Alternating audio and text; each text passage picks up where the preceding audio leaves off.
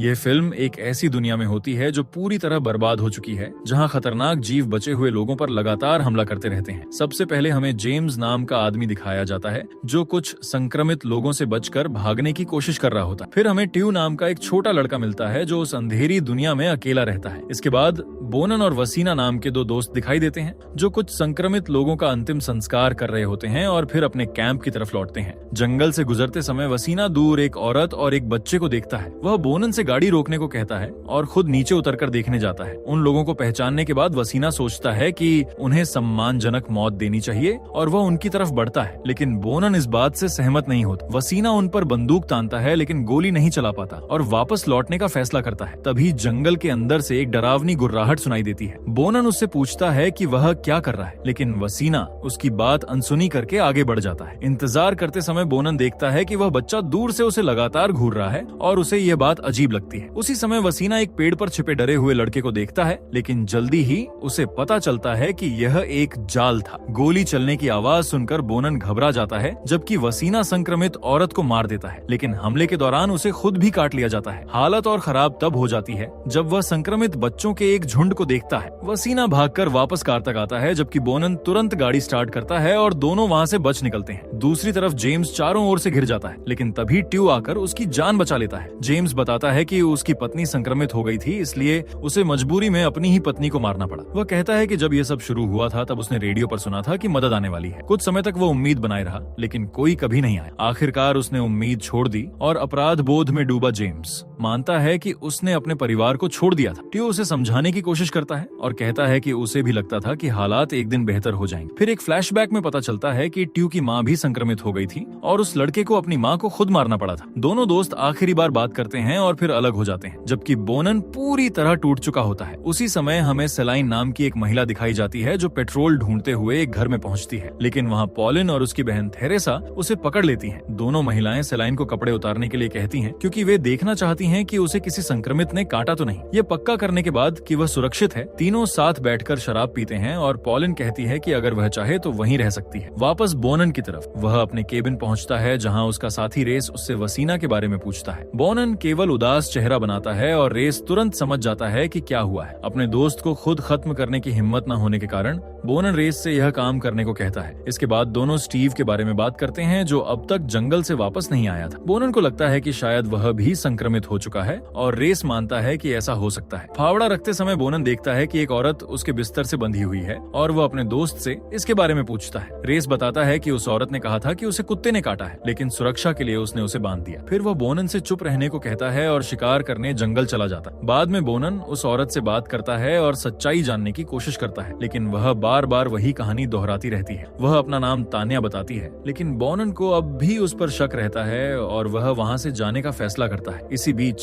जंगल में रेस पर एक संक्रमित हमला कर देता है और उसकी चीखें सुनकर बोनन का ध्यान उधर जाता है। वह तुरंत तान्या को खोलता है और दोनों गाड़ी में बैठकर रेस का इंतजार करते हैं। तभी एक संक्रमित कार के बोनट पर कूद पड़ता है और मजबूरी में दोनों को वहाँ से भागना पड़ता है, जबकि और भी जीव उनके पीछे आने लगते हैं। भागते समय अब संक्रमित बन चुका रेस तान्या पर हमला करने की कोशिश करता है। तान्या बोनन की बंदूक उठाकर उस जीव को मार देती है और डर के बावजूद दोनों आगे बढ़ते रहते हैं। कई घंटों बाद दोनों को एक फार्म हाउस मिलता है और वे वहाँ जाकर देखने का फैसला करते हैं। बोनन बाहर की तरफ तलाश करता है, जबकि तान्या घर के अंदर जाती है और उसे ऊपर की मंजिल से कोई आवाज सुनाई देती है। वह जांच करने ऊपर जाती है और एक कमरे में छिपी हुई डरी हुई छोटी लड़की को देखती है। तान्या उस छोटी लड़की को साफ करती है जो अपना नाम जोई बताती है और उसे देखकर तान्या फैसला करती है कि अब वह उसकी देखभाल करेगी। जब बोनान उस लड़की से मिलता है तो वह ज्यादा रिएक्शन नहीं देता और वहाँ से चुपचाप निकल जाता है। इसके बाद तीनों फिर से सफर शुरू करते हैं। रास्ते में उन्हें रेडियो पर एक आवाज सुनाई देती है। तब पता चलता है कि वह टेरेसा है जो अपने बेटे से संपर्क करने की कोशिश कर रही है, लेकिन उसे कोई जवाब नहीं मिलता। बाद में तान्या और जोई आराम करने का फैसला करती हैं, जबकि बोनान पहरा देता है। अगली सुबह तान्या बाहर जाती है, लेकिन लौटते समय गलती से किसी चीज पर पैर रख देती है जिससे आवाज हो जाती है। तभी जंगल से ग्रोल की आवाज सुनकर वह डर जाती है और झुककर छिप जाती है। है। जब वह दोबारा देखने उठती है तो एक इन्फेक्टेड उसे देख लेता है। तान्या धीरे धीरे झाड़ियों में छिपकर निकलने की कोशिश करती है, लेकिन इन्फेक्टेड अचानक उस पर हमला कर देता है। तभी सही समय पर बोनान पहुंच जाता है और उस क्रिएचर को बेरहमी से मार देता है, जबकि तान्या सदमे में रह जाती है। कुछ देर बाद वह खुद को संभालती है और वापस गाड़ी में लौट आती है। जैसे ही वे वहां से निकलने की तैयारी करते हैं, अचानक डेमर्स नाम का एक स्थानीय आदमी सामने आ जाता है और उन्हें डरा देता है। वह बताता है कि इन्फेक्टेड अजीब व्यवहार कर रहे हैं और बोनान को अपने साथ चलकर देखने के लिए कहता है। वहां पहुंचकर बोनान देखता है कि कई इन्फेक्टेड एक जगह इकट्ठा हैं। वह नोटिस करता है कि वे कुछ चीजों को इकट्ठा कर रहे हैं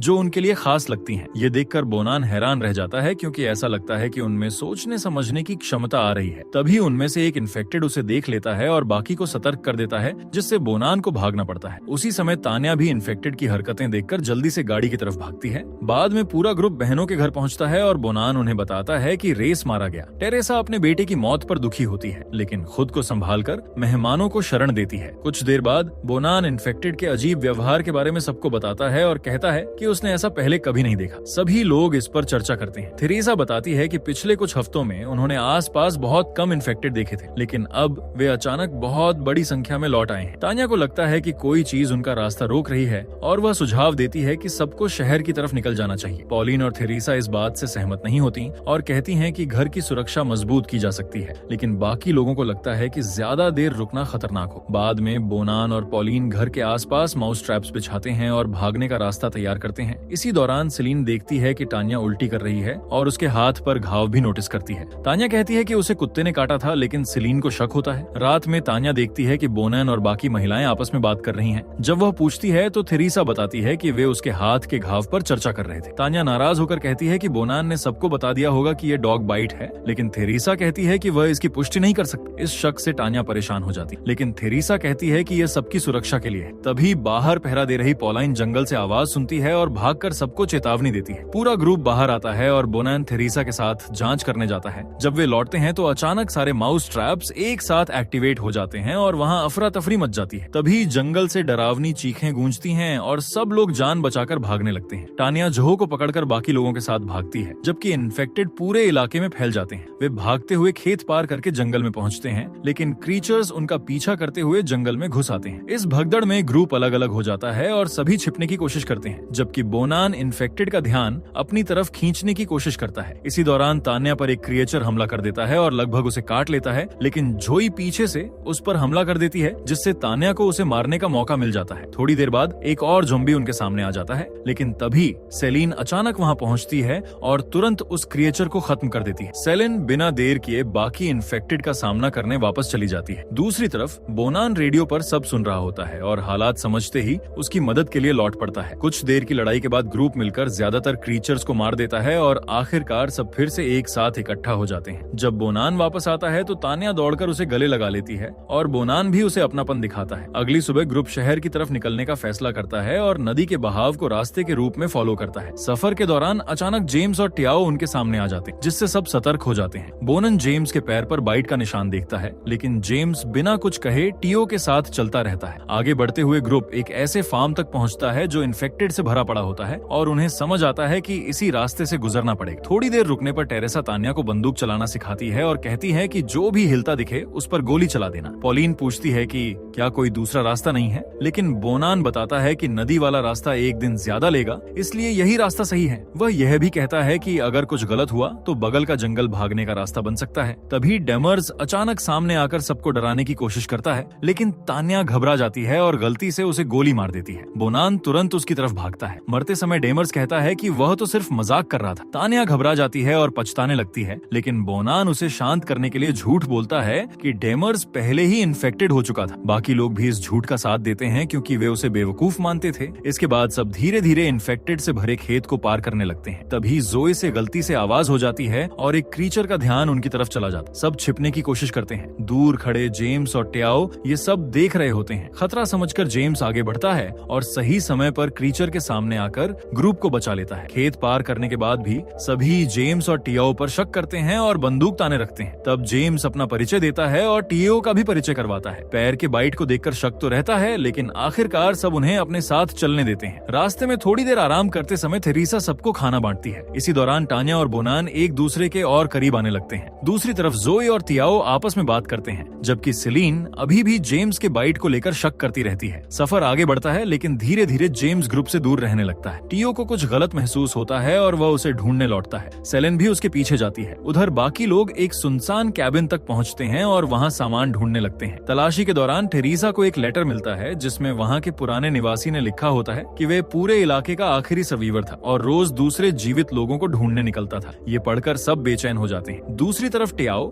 जब जेम्स को ढूंढता है तो देखता है कि वह अब पूरी तरह इन्फेक्टेड बन चुका है। उसी समय पॉलिन कैबिन के बाहर निगरानी कर रही होती है, तभी उसे कुछ पास आता महसूस होता है। अचानक जंगल में गोली की आवाज गूंजती है और जेम्स इन्फेक्टेड रूप में टियो पर हमला कर देता है। उसकी चीख सुनकर सेलेन दौड़ती है और जेम्स को मारकर टियो को बचा लेती है। थोड़ी देर बाद बाकी लोग भी दौड़ते हुए आते हैं और देखते हैं कि पॉलिन घायल खड़ी है और उसके सामने एक इन्फेक्टेड मौजूद है। सबको समझ आ जाता है कि पॉलिन को बाइट हो चुका है। गहरे दुख में थेरेसा उस इन्फेक्टेड को मार देती है जिसने उसकी बहन को काटा था। इसी बीच सेलिन टियो से आखिरी बार बात करती है, उसे अपने परिवार की तस्वीर दिखाती है और फिर उसकी तकलीफ खत्म करने के लिए उसी की गन से उसे मार देती है। वहाँ से निकलने के बाद सेलिन खुद को साफ करने की कोशिश करती है, लेकिन रो पड़ती है। दूसरी तरफ थेरेसा भी पॉलिन के साथ आखिरी बार बात करती है और टूटे दिल से अपनी ही बहन की पीड़ा खत्म कर देती है। बाद में ग्रुप आगे का सफर जारी रखता है और रास्ते में छोड़ी गई इमारतों में खाने पीने का सामान ढूंढता है, लेकिन जहाँ भी वे जाते हैं उन्हें बहुत कम खाना मिलता है, जिससे उनकी हालत और खराब होती जाती है। घंटों चलने के बाद ग्रुप थोड़ा रुककर आराम करता है। जोए इस मौके पर थोड़ी देर सो जाती है, जबकि बाकी लोग अपनी ताकत वापस पाने की कोशिश करते हैं। कुछ समय बाद वे फिर से चलना शुरू करते हैं और आखिरकार एक बहुत बड़े मैदान तक पहुंचते हैं जो घने कोहरे से ढका होता है। वहाँ चारों तरफ अजीब सी खामोशी होती है, जिससे सब सतर्क हो जाते हैं और धीरे धीरे आगे बढ़ते हैं। रास्ते के बीचों बीच उन्हें एक जवान लड़की अकेली बैठी दिखाई देती। शक होने पर सेलिन धीरे धीरे उसकी तरफ बढ़ती है ताकि समझ सके कि मामला क्या है, लेकिन पास पहुंचकर उसे पता चलता है कि वह इन्फेक्टेड लड़की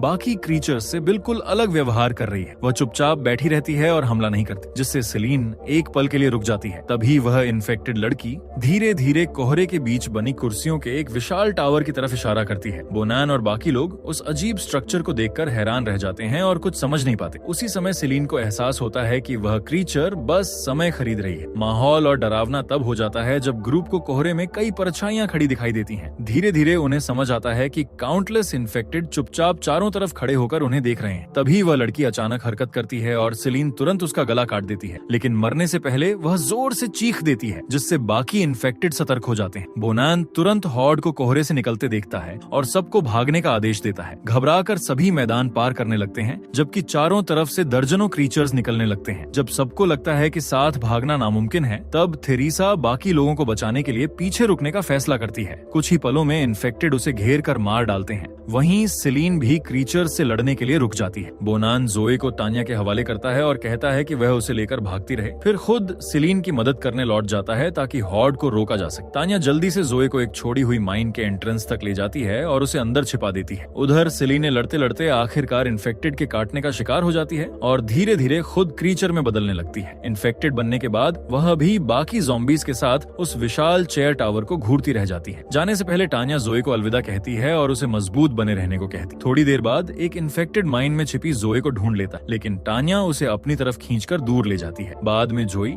धीरे धीरे अपने हिडिंग स्पॉट से बाहर निकलती है और अकेले सर्वाइवर्स की तलाश में चल पड़ती है। रास्ते में उसे बोनान मिलता है, जो खुद भी बाइटन हो चुका होता है और पूरी तरह बदलने से पहले अपनी जान लेने की तैयारी कर रहा होता है। जोई को देखकर वह तान्या के बारे में पूछता है, लेकिन लड़की जवाब नहीं दे पाती। सब समझते हुए भी बोनान उससे कहता है कि तान्या को ढूंढती रहना, क्योंकि वह नहीं चाहता कि वह औरत अकेली रह जाए। फिर वह जो से पूछता है कि क्या वह समझती है कि उसे क्यों जाना होगा, और लड़की चुपचाप उदास होकर सिर हिला देती। आखिरी बार अलविदा कहने से पहले बोनान एक मजाक सुनाता है, जिससे जो के चेहरे पर हल्की सी मुस्कान आ जाती है। इसके बाद जो वहाँ से निकल जाती है और अकेले शहर की तरफ बढ़ती रहती है। रास्ते में उसे तान्या का अकॉर्डियन जमीन पर पड़ा मिलता है, जिसे वह अपने साथ ले लेती है। कई दिनों तक अकेले चलने के बाद जोई आखिरकार एक सुनसान हाईवे तक पहुँचती है और थोड़ी देर आराम करती है। तभी उसे एक कार की आवाज सुनाई देती है। एक रेसिंग व्हीकल उसकी तरफ आता है। गाड़ी से एक आदमी उतरता है और धीरे धीरे उसकी तरफ बढ़ता है, जबकि जो चुपचाप उसे देखती रहती है। आदमी हेलमेट उतारता है तो जोई धीरे से उससे कहती है कि वह आगे उस दिशा में न जाए। उस बच्ची की हालत देखकर आदमी भावुक हो जाता है